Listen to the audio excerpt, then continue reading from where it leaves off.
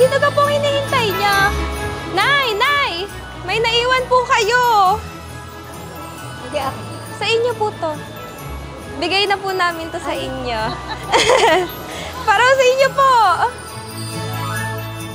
Dahil po 100 days of Christmas ni SM, namimigay po talaga kami sa aming mga shoppers. At ayan po yung paraan namin na pagpapasalamat.